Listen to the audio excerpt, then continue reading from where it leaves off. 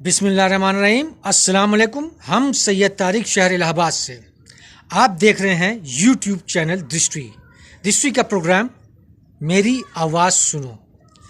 आज की बात मुसलमानों के एजुकेशनल और हेल्थ सेक्टर से जुड़ी हुई है कि क्या वजह है कि मुसलमान एजुकेशन और हेल्थ में इन्वेस्ट नहीं करता।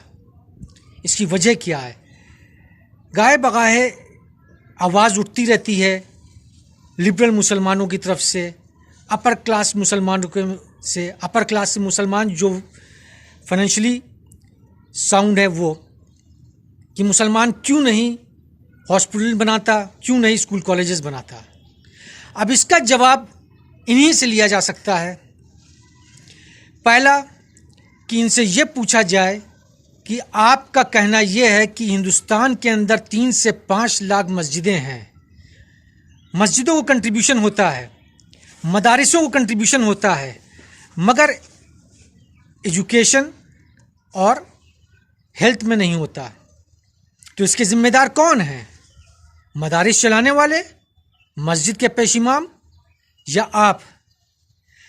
कभी आपने यह जानने की कोशिश की कि मदारिस कैसे चल रहे हैं? कभी आपने यह जानने की कोशिश की मदारिसों में किन चीज़ों की कमी है? कभी आपने ये सोचा कि आप भी जाएं मदरसों में जाएं, बैठें, एक दिन दें, वहाँ अपने एक्सपीरियंस शेयर करें, उनका एक्सपीरियंस हासिल करें, ये चेक करें कि क्या चीज़ की कमी है, क्या चेंजेस लेके आ सकते हैं, क्या चेंजेस होना चाहिए, उसके ऊपर अमल करें? कभी आपने सोचा ये? कभी नहीं। बस तनकीद कर दिया कि मदारिस तो चल सकते हैं, मस्जिदें चल सकती हैं, फितरा ज़कात सदक़े का पैसा कहाँ जा रहा है, क्यों नहीं हॉस्पिटल बन रहा, क्यों नहीं स्कूल कॉलेजेस बन रहे? कभी आपने ये सोचा कि आपकी 90% नहीं तो 70% मस्जिदों में इलेक्ट्रिक कनेक्शन नहीं है और कटिया डाल के मस्जिदों में चरागा किया जा रहा है?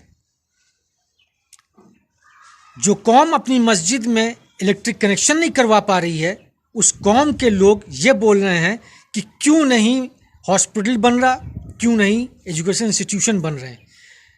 बड़े बड़े पैसे वाले मुसलमान हैं मगर नहीं बना रहे। हर आदमी जिम्मेदार है, हर आदमी को जिम्मेदारी निभानी पड़ेगी, अपने अपने हिस्से का कंट्रीब्यूशन करना पड़ेगा। इसके लिए सिर्फ मदारिस के ओनर, मदारिस के प्रमोटर ही जिम्मेदार नहीं है, बल्कि पूरी उम्मत मोहम्मद इसकी अकाउंटेबल है। हाँ, ये बात ज़रूरी है कि बड़े बड़े मदारिसों के बड़े बड़े ठेकेदार जो हैं, उनके ऊपर जिम्मेदारी इस बात की है कि इस बात पे क्यों नहीं जोर दिया, इस बात पे क्यों नहीं अमल किया। बड़े आराम से मुसलमान चाहे तो अपने हिंदुस्तान के अंदर 25 से 30 साल, 40 साल के अंदर गुर्बत को ख़त्म कर सकता है, मगर गुर्बत तभी ख़त्म होगी जब अल्लाह चाहेगा।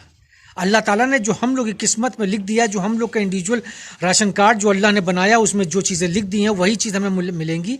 उसके लिए हमें मेहनत करना है। हम मेहनत करेंगे तो एडिशनल हमें और चीज़ें भी मिल जाएंगी, मगर उसके लिए हमें मेहनत करना है। अगर हम 1 रुपये इकॉनमी को लेकर चलें तो बड़े आराम से हम सारी चीज़ को हल कर सकते हैं।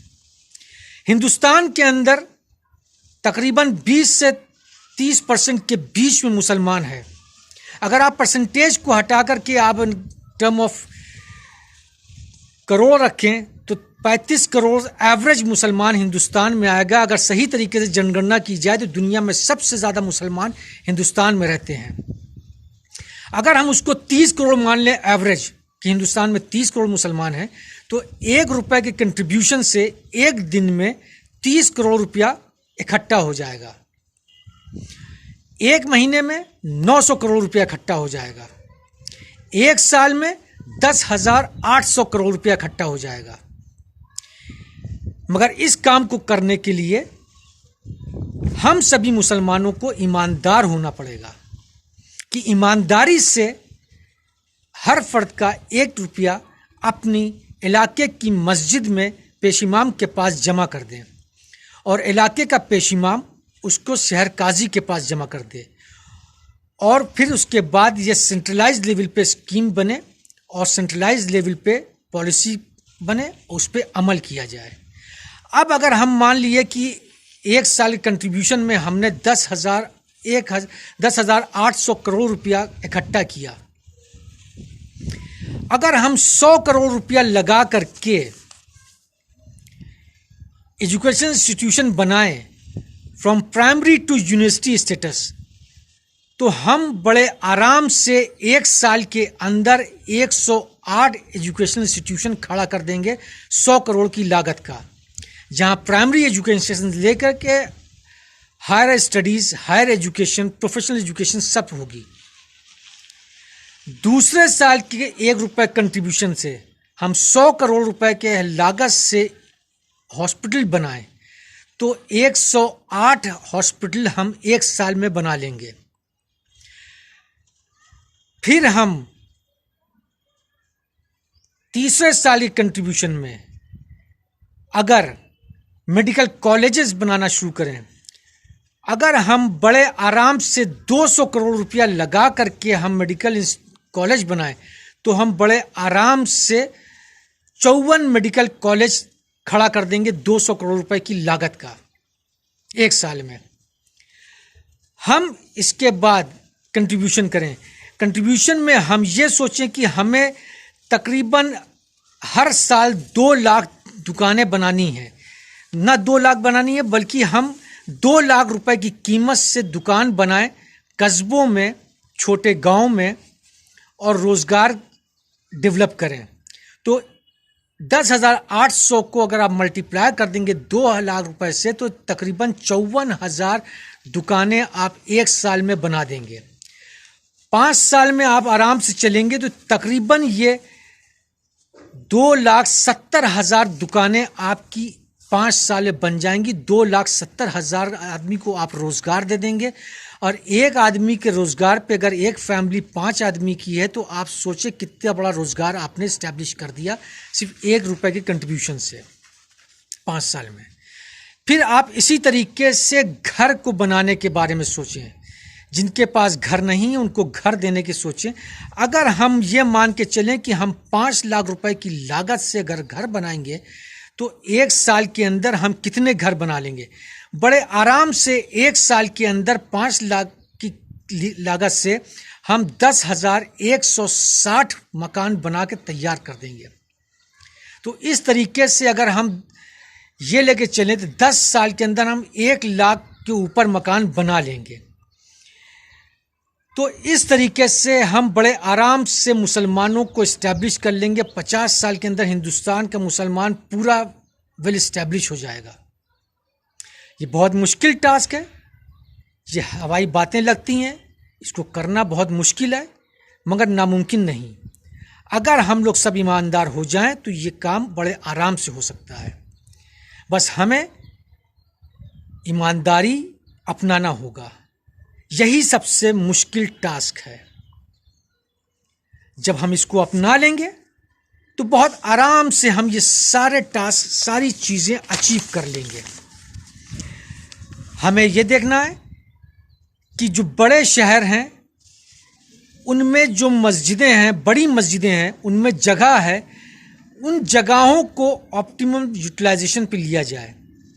उनमें एक स्टोरी बड़ी या एडिशनल बड़ा कमरा बना दिया जाए जो मुसाफिर खाने की तरीके का हो। उसको मुसाफिर खाने के तौर पर न चला करके बल्कि उसको स्टूडेंट लॉज बना दिया जाए। जैसे इलाहाबाद शहर में लड़के कंपटीशन के लिए आते हैं तो उनको फ्री रहने की जगह मिल जाए। जो मस्जिदों में जगह है ऊपर छत पे चाहे टीन शेड बने, चाहे पक्का कमरा बने, बना दिया जाए। टॉयलेट बाथरूम बना दिया जाए, इलेक्ट्रिसिटी लगवा दी जाए। इलेक्ट्रिसिटी का खर्चा वो खुद अफोर्ड करें, वहाँ फ्री में रहें और अपने खाने पीने का इंतज़ाम करें। अगर डोनेशन पे खाना अगर मोहल्ले के लोग भेज देते हैं तो ये उनकी किस्मत है। पढ़ाई करें, कंपटीशन की तैयारी करें और कंपटीशन में अपीयर हों और फिर उसके बाद घर चले जाएं, फिर दूसरों को आने दें। आराम से हम मस्जिदों के एक्सेस स्पेस को यूटिलाइज कर सकते हैं। हमें बस एक प्रॉपर प्लानिंग बनानी होगी, प्रॉपर एग्जीक्यूशन करना होगा, ईमानदारी के साथ करना होगा। अगर मुसलमान इस चीज़ को ध्यान दे तो इसको अचीव कर सकते हैं। ये नामुमकिन नहीं है, हर चीज़ मुमकिन है बशर्ते कि अल्लाह पे भरोसा हो, नेक नियत हो तो मंजिल आसान हो जाती है।